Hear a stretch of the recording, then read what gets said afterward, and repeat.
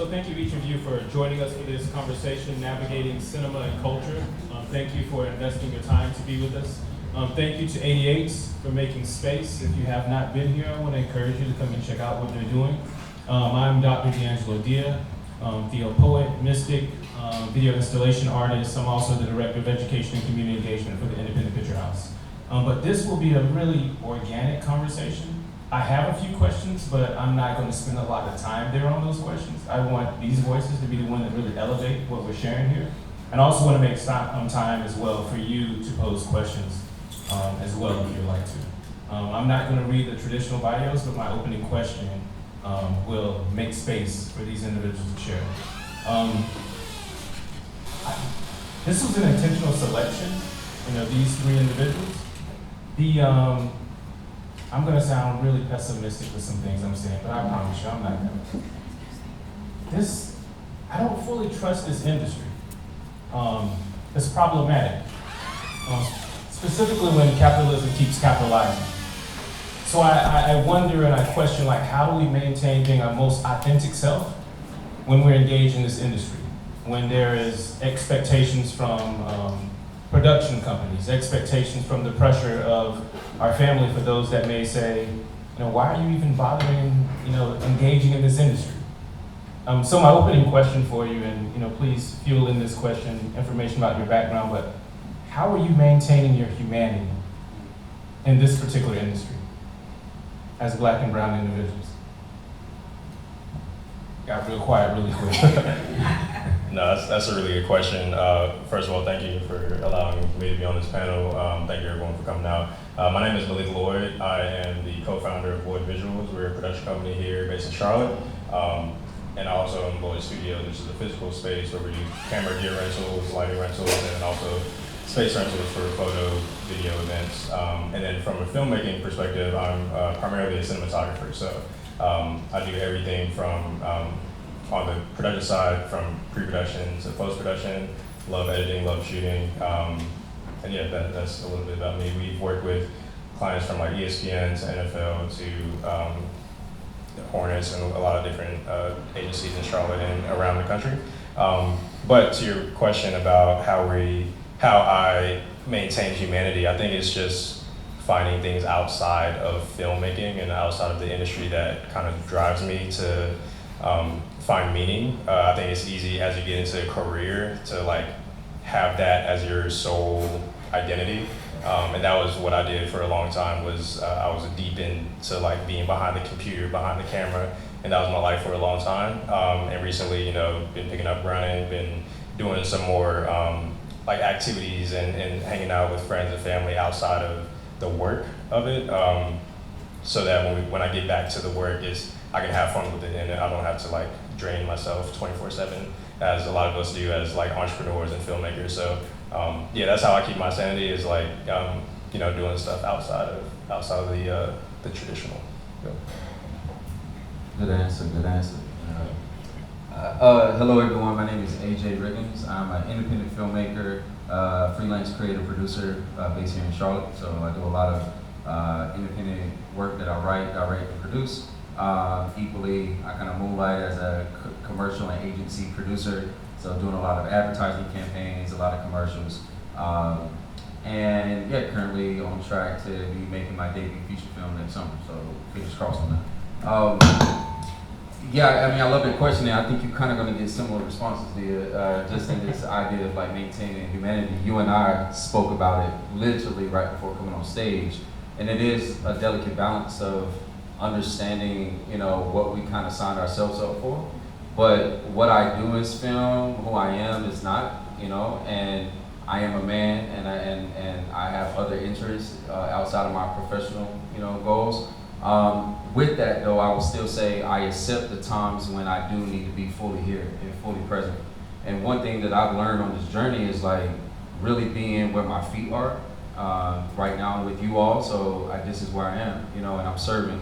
However, when I show up and I'm at home, I equally have two little boys that are looking to me to be present, so I find my humanity and making sure I maintain my humanity and my sanity by just really being present with all aspects of life. And I think that actually fuels the creative, right? So who we are in our day-to-days kind of fuel us, and it's that delicate balance. And it's not perfect, but it is acceptance. Also a good answer. Hey everyone, my name is Tyla Barnes. I am a creative director, storyteller based here in Charlotte. And I have done work basically all around the advocacy side of things for commercials, branded content, working with production companies like Lloyd Visuals, and other brands like Apple, Beats by Dre, the NAACP. So honestly, bouncing off of what they have already said, filmmaking, a huge part of it is living. And as filmmakers, we kind of dedicate our lives to that service and dedicate our lives to feeling and to being empathetic to different people's experiences. And it's hard sometimes to create if you haven't gone through the emotion first, right? If I'm going to tell a story about sadness, about grief, if I've ever experienced that, I have to sit in it myself first. And that allows me to be more empathetic and more humane to people who I am telling that story for. If I feel happiness, I have to sit in that happiness. If I feel, discouraged, I have to sit in that discouragement. So I think one thing that, like they kind of said, of being able to do this work is being present, not running from the feelings, not running from the experiences, and having a multitude of experiences, whether you enjoy them, don't enjoy them, to be able to sit in it, to then empathize with somebody else, and then create for somebody else. So yeah, that's how I kind of stay in that. No, thank you each, and at any point, please chime in and throw out a question for each other if you choose to. You've each worked for significant companies. What does compromise in those situations look like? I saw that look on AJ's face. He was like, hold on, brother. Maleek and I are on a project now where I think there's a conversation that we're having. But I think it's understanding the objective of the ask, right? And I think as creatives, of course, we come with a lot of ambition. We come with a lot of creative integrity and things that we equally want to execute. And we have a keen eye for understanding how certain creative things will resonate in the market. But also, when you're working with clients, you have to be open-minded. I lean into the fact that I actually transitioned from corporate America into a creative field. I lean heavily into the fact of methodology and understanding. I speak in a lot of like Scrum language in my project, and I think that basic level understanding, that foundation, does well when working with clients who have very specific objectives and KPIs, and understanding that language, but also finding that middle ground. So if you can kind of serve the brief, but also being able to offer solutions creatively that maybe they weren't thinking of, you end up compromising a little bit, but you end up finding a healthy medium. Yeah, I think similar to like what Tyler mentioned earlier, is that like your filmmaking and your projects are a reflection of who you are and your lived experiences. So I think at a certain point, especially when you're doing services for clients and we're doing videos and documentary work, it becomes kind of a responsibility to make sure that you're representing your community and the people that you kind of relate most to in a positive light, in the best light.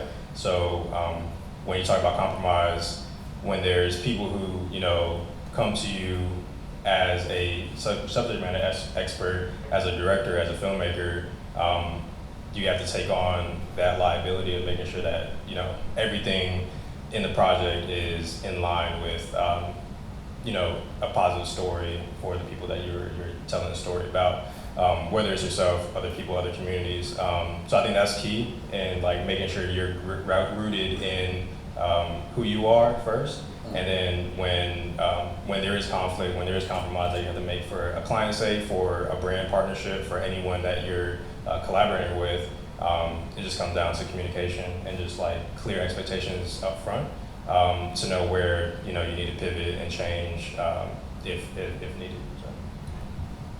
And I think I've come across this even recently when I've been trying to figure out about the things in certain projects that I may kind of take heed to or not. But I think I had to understand that there was a difference for me between compromise and sacrifice. And the difference between those is when it's compromise, it's usually entailing something that probably goes against my morals and what my beliefs. And when it's sacrifice, it's probably something that I'm like, okay, I want a 12-hour day a week, I'll make a dinner, or I can sacrifice a shorter nap for, to get this thing done. So I think I had to learn the difference between those two things first. And when I was able to differentiate that, then that became kind of a launching pad for me to make those decisions. And like they were saying, it comes down to, the people and the decisions that you make pre-shoot, pre-everything, pre-meeting, that make those projects, that what you see on screen, that you can tell, you can feel the authenticity if I compromised or not. And I think a lot of times you can tell most of the time. Yeah, I'm optimistic about Charlotte being a vibrant community for filmmakers. And often I hear individuals, they'll come to Charlotte for whatever reason, then they'll disappear, feeling as if they can't make, achieve success here. Why Charlotte? Why make this home for all places? Considering where you could expand the work. And I want to be intentional about saying Charlotte-based. It really disturbs me when individuals say I'm a local filmmaker in Charlotte. Local is an indication semantically that your work is only doing the work locally. But the work you're doing has this global reach, possibilities. So why Charlotte to make it your rooted nature? I believe that, I say this all the time and it may sound crazy, but that every artist has a sound. And every artist has a sound that they make with their work. And there's a people that you are called to with your sound. And those who understand your sound and who are attuned to your frequency, that they will understand it, they will receive from it. And I think for the last couple of years, my sound has been in Charlotte. And the people who I'm supposed to reach have been here. If that changes and God points me elsewhere, then I'll go. But for the time being, I think that I was kind of called to this place. And I think all things happen for a reason. Being here, growing up here, meeting the people that I've met, and working with the people that I've worked with, that I was called to them and they were called to me. So until that work is finished, until God says it's time to go, then I'll be in Charlotte. Thank you. Yeah, so for me, I'm from a small town, Monroe, North Carolina, but on the backside of it, not the town, so the woods towards the state line of Pageland. And first generation kind of college student, I was in a different profession. I moved out to LA. And I actually started my filmmaking journey in LA, which is where most people move to of course, get their foot off the ground.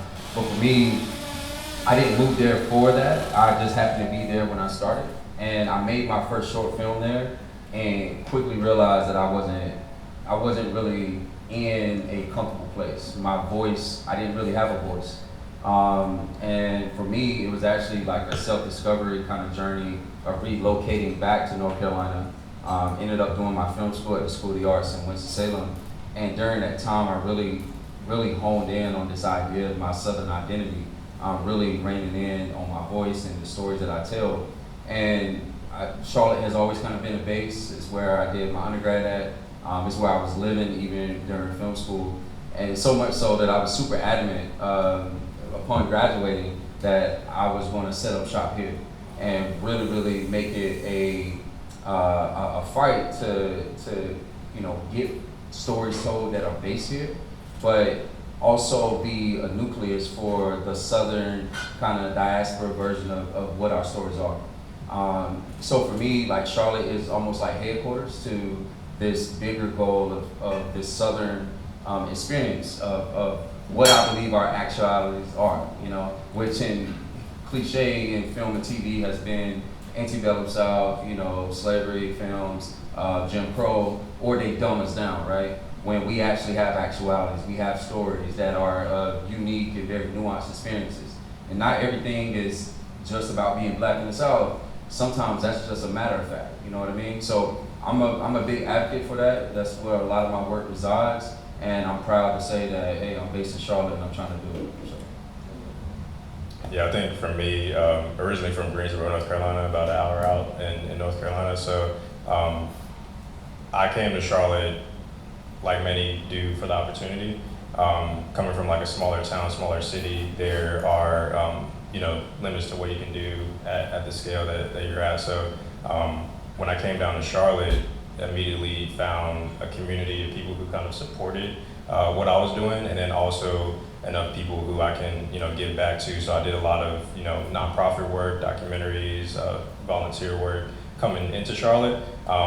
My brother, who is my business partner, also made a lot of connections here to do some of that work. So on the production side, I think Charlotte has become a hub, being tapped into the community and tapped into the locals here, the local businesses and the local people who have been here, and paying respect to people who are from Charlotte originally, and honoring their story first. I think that's something that we kind of took as a company to make sure that we're telling that history and telling that story. But yeah, at the end of the day, it come down to like the community, the opportunity, and I think that's why we're always going to be based in Charlotte, even if we do work outside. I think Charlotte is like a home base that we want to continue to grow and build as we build our community too. When I invited the three of you for this conversation, I didn't know you knew each other personally. Part of the invitation was because I find your work to be in dialogue with each other. Can you speak to maybe individuals that you admire their work, and part of it is because you want to be in dialogue with them, or you are in dialogue, your work is in dialogue with what they're curating or creating. And then I want to open it up, like in between, posing questions in this conversation, I want to open it up after this response to anyone that may have a question you want to throw out as we continue this conversation. Are we talking locally, or are we just talking in general? In general. It's in general. I'm happy to start with that. One, I mean, it's on the nose, but I admire the two individuals up here working. Over the last couple of months, Maleek and Lloyd visuals and I, we found a nice collaboration. And Tyla is actually, we didn't know each other, but know of her work, and definitely a fan of the advocacy approach. And I think we need more brave artists to do that type of work. So first and foremost, a lot of respect for these two individuals. I think for me, when I think about the narrative landscape and the world that I'm in, and I think about those individuals that kind of like motivate me, not so much that I'm trying to like emulate them or their style or their visual approach or their storytelling chops, but I lived in this world of, like, as you've heard me say, Southern resonance. So I think about the work of like Jeff Nichols, who puts on for Arkansas, if you all have seen Jeff Nichols' work, but also on the spectrum of Jeff Nichols and Southern resonance, there's like a little bit of Barry Jenkins that I admire, a little bit of course, Spike Lee, who's a Brooklyn filmmaker, but he's so proud of his voice, and he does it his way and really doesn't care. And I admire the independence in that. I admire the bravery in that.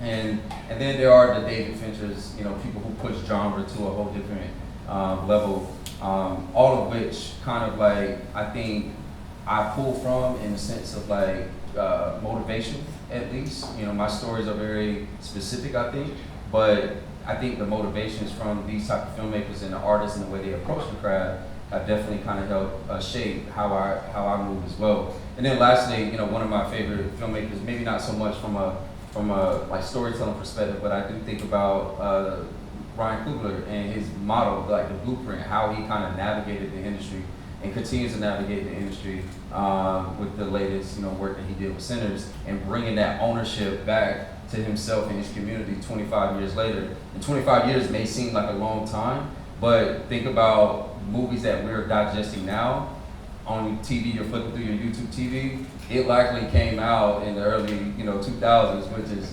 25 years ago. So that's going to bring that power back to him, and also take care of his family. So yeah, I think as far as like pulling inspiration from people, like obviously the Ryan Coogler, the Jordan Peels, even Issa Rae, like these people who have built media empires and have gone above and beyond just the filmmaking and the storytelling, but keeping that as a root of what they're doing, that always inspires me to keep growing and keep doing different things, even outside of filmmaking. Is like growing different entities and building teams in different places. So that's one thing I think on a on more of a local side, like when I first came to Charlotte, I was immediately tapped into a lot of different communities. So one, like Charlotte film professionals, people who kind of like were able to give me advice as a young, like naive filmmaker who didn't really know the technicals or like what gear to use and all that stuff. I just reached out to a lot of people, and they were gracious enough to and kind enough to give that feedback and give that help to me.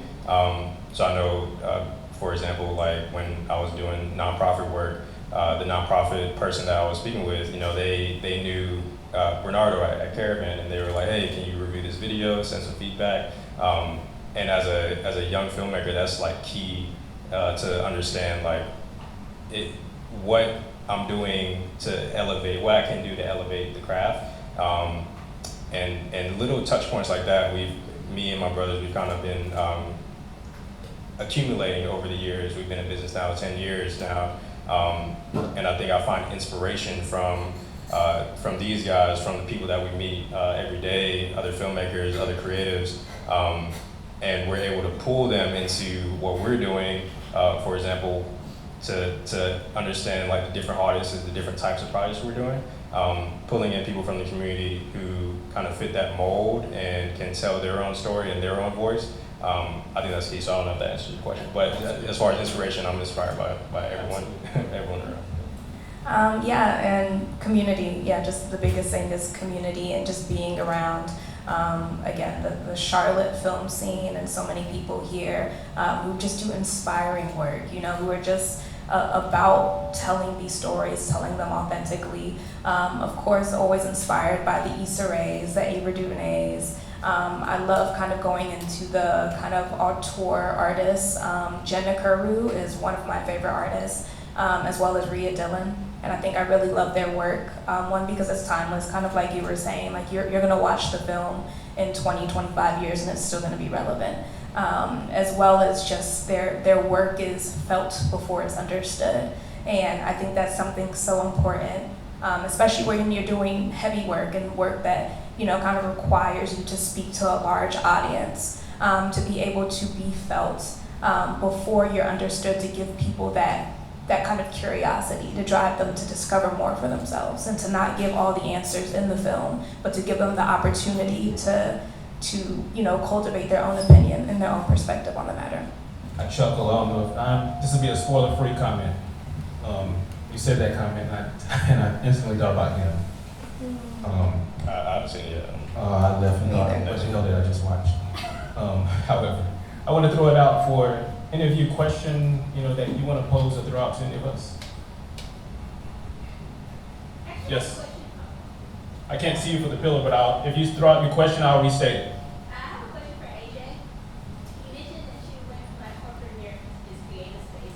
What was that journey like? I think the question was just transitioning from corporate America to the creative space, and I don't want to say it was like seamless by any means, but I do think it was kind of like one of those things that I knew I had to do. So like it was a hard stop. Like I left corporate America in 2018 and fully immersed myself into the art. So for like 2 years, it's funny to say, but like I literally didn't earn a dollar, and was taking money from places I shouldn't. but I do feel like transitioning to the creative space and really allowing myself the time to be present gave me I wouldn't even say confidence or validation, but the reassurance like that it was possible. And it allowed me the time to build that set of capabilities to then even come up and match with this corporate skill set that I had spent 7 years or so really building and nurturing. And I don't shy away from that. Like I say that all of that is transferable into who I am as a creative. I use that language, I use those processes. And even as a creative, as a writer-director, I adopt them in the way that I work with my crew and work with my cast is very much in a process-oriented fashion. So which has equally made me being a freelance creative and then having clients, I don't want to say easier, but it makes it understood. And I'm able to kind of, approach it with a perspective of acting on what's best for their end customer, and understanding what that journey is. So it's a little bit of acceptance, but it is also like, you kind of gotta like, the bet on yourself is a real thing, and you don't really know what's on the other side, but you gotta say, 10 toes down. And I was in my first year of film school when my oldest son was born, and I was all in everybody's, LinkedIn boxes trying to get a, job, and nothing worked out for me. And I think that was a higher calling's choice for it not to, because it kept me steadfast on fulfilling what I actually bet on myself to do. So yeah. I saw another hand back there in the back.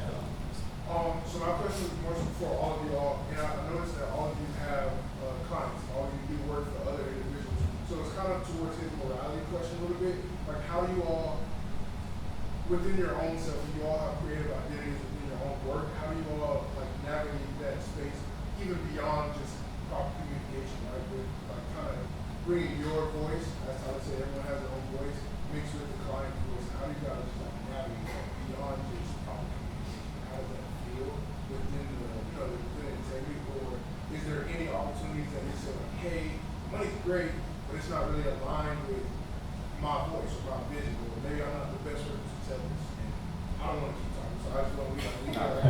Thank you both for those questions, sincerely. Yeah, no, that makes sense. I think as I started my company, it's always been videography services, filmmaking services for clients. And they come to us for our perspective and for us to let them know, how they should tell the story. And if there's a client that doesn't align with our values and our, mission, then we'll say no, or we'll, suggest another person for that. I think recently what we've been doing is like bringing on other directors. So like if it's a story, for example, that I don't feel comfortable telling, I'll hire Tyler or I'll hire AJ to like maintain that relationship with the client, and then also tell that story from a more authentic lens. And then again, if it's not authentic to who we are, we won't take it on, or we'll propose our storyline and our process to the client to give them our expertise in that manner. So. And me and Maleek actually just talked about this the other day, but I do kind of have like a criteria of how I accept clients or jobs. And it wasn't 3 R's, but it moved to 4. But it's relationship, revenue, real, and reason. And those 4 things determine, it should cover at least 2, hopefully 3 of those R's. So relationship is if it's a relationship that I'm just trying to nurture with a client, long-term, short-term, and I know, okay, it may not be the most, glamorous project, or it may not be, something with a whole lot of revenue, but if the, relationship is something that may lead to something in another 5 years, like that's one. Revenue, of course, sometimes it's just like that, we do have to pay the bills as creatives.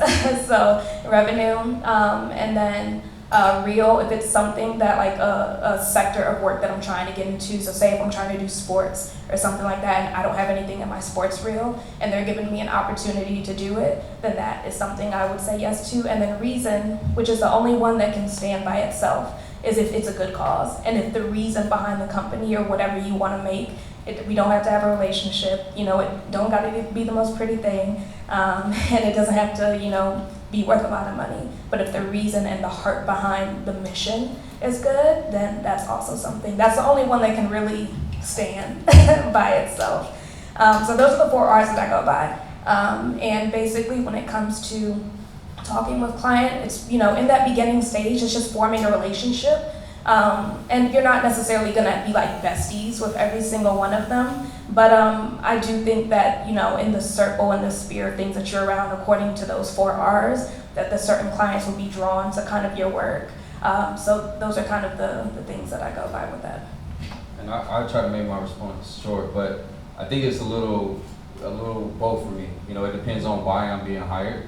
Honestly, if I'm being hired to come in and produce a spot, it can be very transactional, and it can be about a lot of those reasons that was laid out. So, because We got life to live, we got bills to pay, right? But I do feel like if I'm being tapped more so as a writer or creative director or film director, it is a bit more about the thing that makes me unique and qualified for the role, because not everything is for me in the same way that not everything is for everybody else, right? So with that, you also gotta, the client on that side has to accept who they brought into the room and what they're offering. But I still even think in between that, you have to be okay with the compromise. Like, what are you willing to kind of bend on that still keeps your integrity intact? I will say on the narrative side, I'm a bit more stubborn, and not in a combative way, right? But because I do feel like the stories that I aim and yearn to tell are about a very specific experience. If I'm getting notes that I know kind of, counters that or challenges that doesn't make it better, not that I won't take it into consideration, but I will say, like, you kind of gotta, have a really strong proof point, especially if it's about a young, black boy growing up in the rural South and your upbringing was in Portland. You know what I mean? So it's like, let's just have an honest conversation here. So I think it is twofold, and it's really about the scope of work and the thing that's in front of you, and ultimately what your end objective is. AJ, let me stay with you with this question or this thought. Please take this where, I would love to get the thought from each of you, but I'm going to start with you specifically. When I'm working on the title of this conversation is Navigating Culture and Cinema. And when I'm working on certain projects, I'd much rather be affirmed and held accountable or called to the carpet. I'd rather be embarrassed with one of you. Someone within my embodied or experience, my cultural experience, before the work is out there and I'm embarrassed. How has that experience been for you? I mean, I have a very tight tribe in my writing. I have a writers, kind of like, we call ourselves the horse writers, and we essentially workshop our scripts with one another to kind of gut check a lot of that stuff before we are putting it out. Some of it is structural, right? Some of it is to make sure that there's continuity throughout the story and there's character building and world building and all of the good things that make a good story. But no, I think that's right. Like you have to be okay with the vulnerability with the internal people. But I will say it doesn't check the box for what's going to happen once you release it to the world. And I've experienced that on short film projects that have kind of toured on the festival circuit, and sometimes like the experience for the audience will be one that I wasn't anticipating, and actually in a better way, right? Where my last film, it was about two siblings kind of like immersed in this closet, during a domestic dispute, and I had people approaching me like literally crying about how close it was to their own personal connection, right? So when you put your work out and you're that vulnerable, you can't anticipate the vulnerability of the audience. And that's why I find like the truest kind of like, I guess like purpose in why we're doing this. Because it can be monetary, and it should be because you got a life to live, but it is about the impact that ultimately you're having on the people that it supports. Do you care to respond to that? Ditto, honestly, everything that he just said. Yeah, that vulnerability, you have to be okay with putting it out there. And this is even something I'm still working on now. It's just like being okay that if I feel this way about something, knowing that I didn't just make that just for me, and it wasn't about me. Most of the time it's, I'm doing this, like I said, filmmaking is a service. Like, you are an advocate for other people. So if I have the story, there's other people also who have it. So literally what he's exactly saying is just be okay with knowing that everybody may not like it, and that's okay. Everybody may not resonate with it, but the people who do, that's who you made it for. I think over the years, I've kind of built a team around what we do, who have diverse perspectives and are not the same. And I think that's important to have that feedback loop of people who may not disagree or may not agree with you or may challenge, your ideas or challenge, what you have going on, to make your film, to make your product better. So that's key, is like just being open to other perspectives in whatever you're doing. I want to open up again for, yes, right here, and then here. very relevant question to that actually. So for a little bit of context, I'm a creative in the corporate world and we develop in-house videos, which includes casting. So I focus Could you say that again, and Oh. I'll just repeat what you're saying if need be, so everyone who can. So for a little bit of context of the question, I'm a creative in the corporate world and we do some like in-house work, which also involves a lot of casting. And my focus relies heavily on like accessibility and like diversity and inclusion. And so my question is, how do you balance making sure you're like, let's say casting, appropriate people for the stories you want to tell, making sure they're diverse, representing your audience, while also balancing maybe stakeholders who don't see that same vision as you do, or maybe you have to like look within a budget that doesn't allow for that. Do you budge on that? Do you hold steadfast to that, knowing like deep down it should be, a priority, or how do you balance both sides?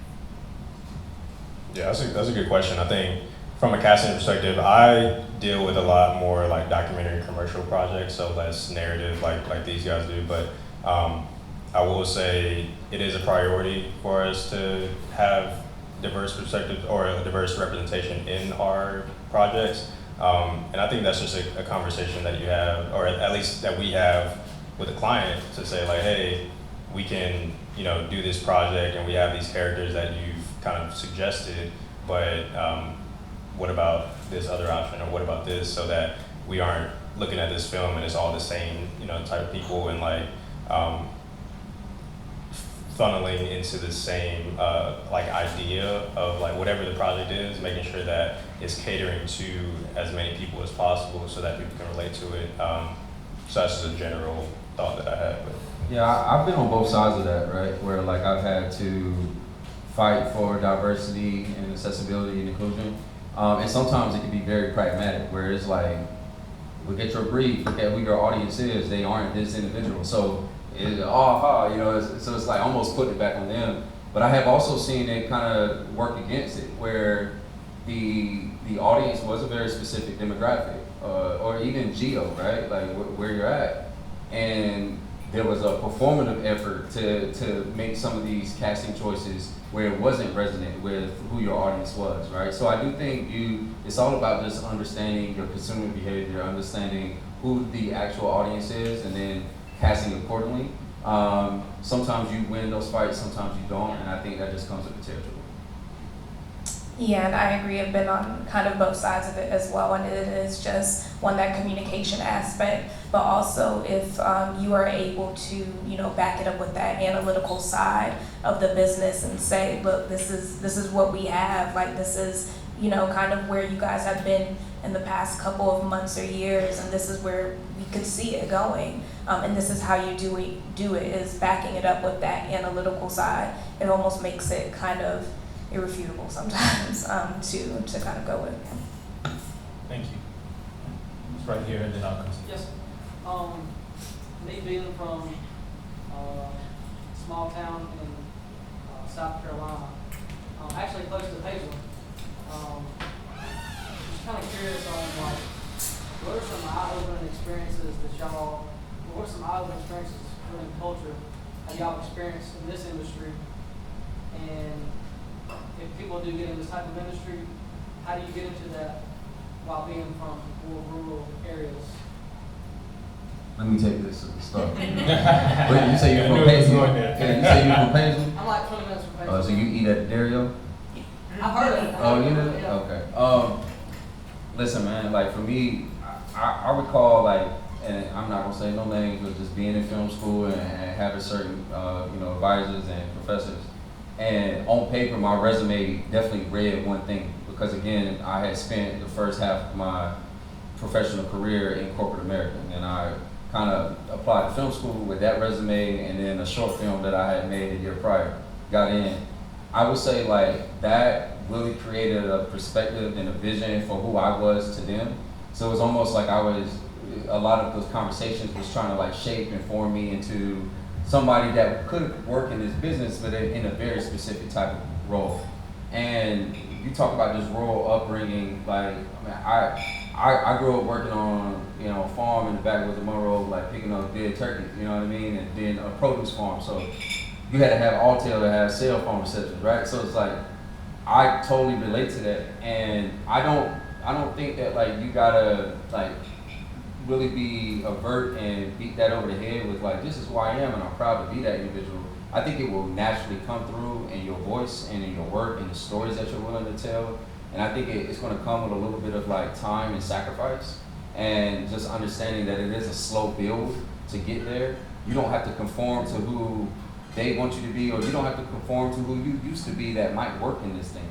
You can be something in somebody that is totally fresh and totally new and be okay with that. So hopefully in a way that answers your question. Even if you care to respond to that, you don't have to. No. Okay.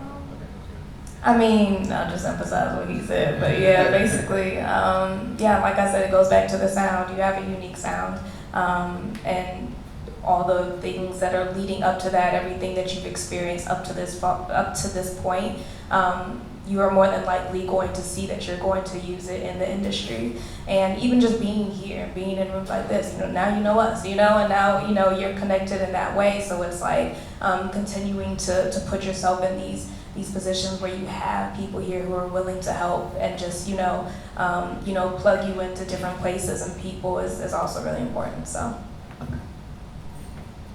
There was a hand in the back there, and then I'll come here to the one. I don't know if you would hear me. Okay. I'm curious what it is that you guys have coming up soon, or something that you want to do that would be really exciting for you, but also push you out of your comfort zone, and it would be a good challenge for you. Yeah, no, I think this is a perfect question. I think, so me and Adria are actually working on a short film that we're really excited for shooting this week. And I think that's kind of something that when I was mentioning, you know, a lot of the work that I do is in the corporate, you know, commercial documentary world, the flashy, you know, promo videos and stuff like that. And being able to flip that switch into the narrative world to like tell deeper stories and tell like these more personal stories is really important to me. So yeah, that's just one thing that I'm looking forward to is like building up the narrative portfolio and getting into that side of filmmaking to eventually, you know, do the features and do the larger projects. Yeah, for me it is really looking towards that jump into long form. And as I shared earlier, just being on this journey for my feature film. I thought I might have been in production this past summer, I wasn't. So it kind of gave me that yearn, that itch to direct something. So this fall I'm actually, you know, doing 2 personal short films to kind of like, you know, scratch that. But I do feel like it has to be a turning point to really like focus on the commitment that it takes to move into long form. So that's something that I'm looking forward to over the next year. And then continuing to, I share this, like, I'm really, as much as I'm based here, I'm also equally immersing myself into the film community here. A lot of my past collaborations with my work were from film school collaborators or people that I was meeting on like branded projects that would then come into the indie space. So another goal of mine, I see some individuals out here that I've, you know, connected with over the last few months, continuing to build up those relationships as well.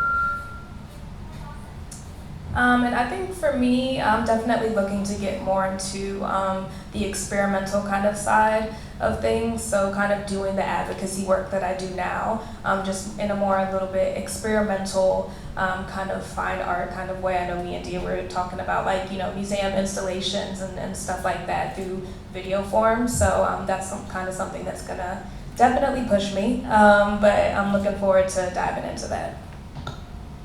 And after this question, I'd love to make space for you to ask each other a question or pose something. Yes, right here at the bar. Hey, my name is Jonathan. Hey,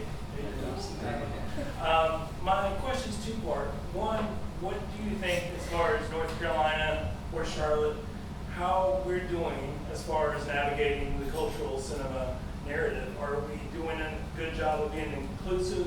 And if not, how can we get better? What do you perceive would be good opportunities that can be done? Yeah, I think I can speak to what we're trying to do as a business, as a company, between me and my brothers and our team. the education piece is important to us. Like me, initially being, this naive filmmaker who's trying to learn. I think there's that gap of like making sure that people who haven't gone to film school, who are in the corporate world, who are trying to break out into this freelance world, this filmmaking world, crewing up, either becoming a production company or working with a production company. I think there's a gap there that we're personally trying to fill.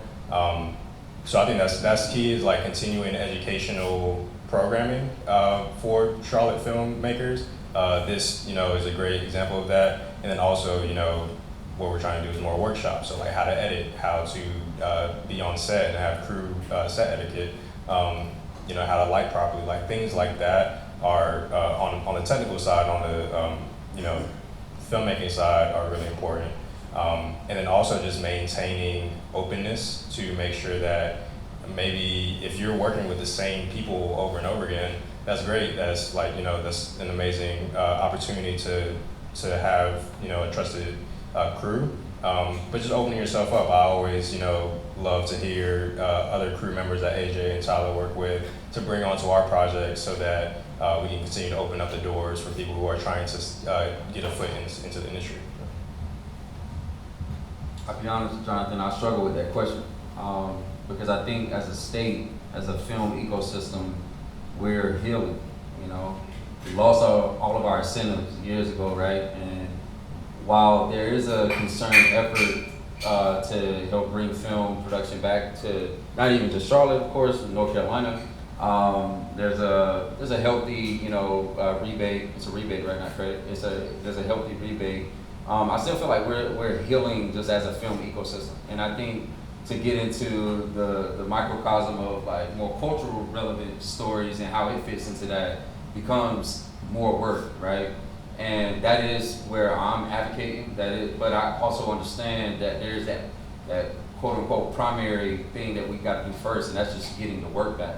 Now I will say that there has been a lot of work that has started coming back to North Carolina. I think there was a premiere of a film at Carolina Theater that was filmed here. The Christy Martin boxing film that was filmed here. So those are healthy productions and bringing work back to our state. I believe there was a new increase for like reality show because of Mr. Beast. So those are all good things, and I think for anybody that is an advocate for cultural cinema, we need to really like pay attention and follow and continue to push our voice.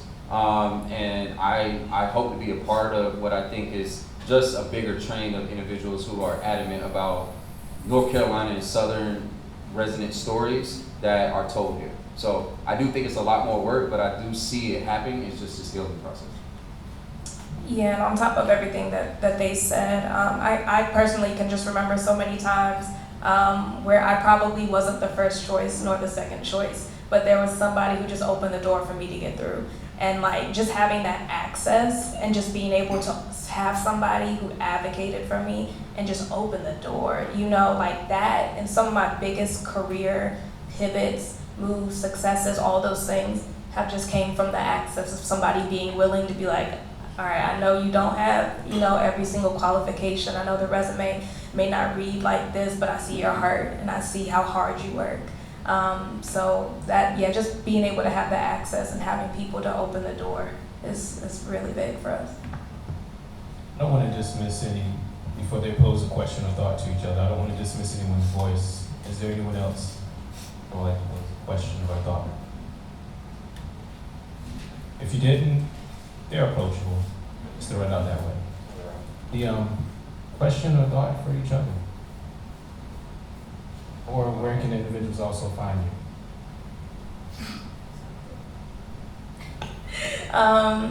We're going to start with where they can find us. I'm going to simmer a little bit more. But you can find me on Instagram, really anywhere at Tyla the Creative _ website tylabarnes.com, and all things Tyla the Creative. Yeah, for me it's AJ Riggins on Instagram. That's really the only social I'm on. And ajriggins.co, adentisto.com. I don't know why there's AJ Riggins Dentist, but we got it. But yeah, those are the two main sources where you can see my work. I'm also very approachable if anybody wants to connect. I'm also on LinkedIn. I believe in professional networking equally. So my government name is Antonio. If you want to look there. Yeah, I'm just Maleek Loyd everywhere. Instagram. I don't have Twitter, but yeah, LinkedIn. And you can follow my production company, Lloyd Visuals, just lloydvisuals.com. And then our studio, our physical location is actually in Camp North End. So we're right in the new Kinship apartment complex over there. So feel free to stop by. If you see our blinds up, we're probably there. So yeah, feel free to stop by if you want to, chat, gear, workshops, events, all that stuff. We do all of that there. But yeah, that's how you find. No thoughts? I do want to ask them, because I haven't really asked this. What do you guys feel like has been the most rewarding part of this business for you guys? The business in general, or like Charlotte? Charlotte, storytelling, directing, producing, like what do you feel like it's just like the fruits of what you've done? To be honest, I think for me, it's two parts. It's when you make work and you can premiere it at festivals like the Charlotte Film Festival. A lot of my work has kind of done the entire North Carolina slate, so River Run, Cucalores. I'm a big fan of a film festival out in Cary called the Beyond Cary Film Festival. It's a very small and intimate film festival, but the thing that I love, and this is kind of true for you all that's in this room, is whenever we can show up for one another,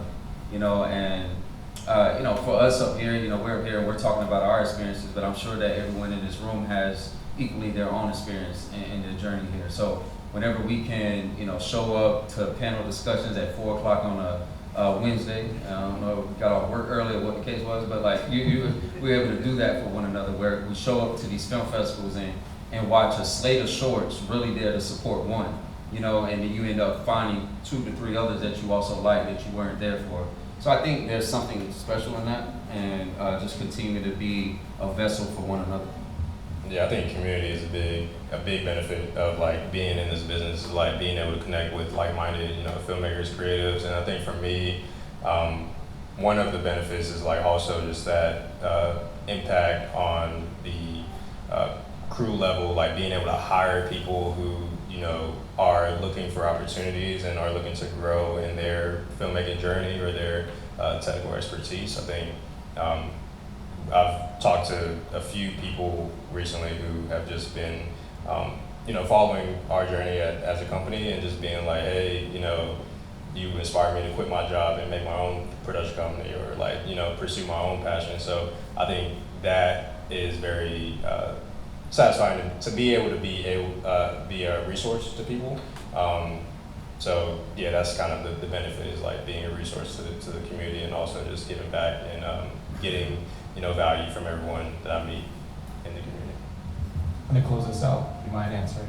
Oh yeah, I think it's just impact. I think it's making people feel seen and heard. And when you have those times when people come up to you and they're just like, thank you for making this. And it's may have been a process for me that took a lot, and I was like, okay, I don't know if anybody's gonna watch this, I don't know if anybody is gonna care, but I think the biggest thing is like that impact through somebody who you may never meet, and who's on the other side of the world, and you have impacted them through a screen. I think there's something really beautiful about that. If you don't mind, before we wrap, can I give a shout out to somebody who's in the room? I want to give a shout out to Tim Grant. I think he's somewhere in here. There he is. Tim Grant in the back. I don't want to speak for you, Tim, but I know in a lot of conversations we have a lot of honest conversation about the film community here in Charlotte, and I do think history says that we have kind of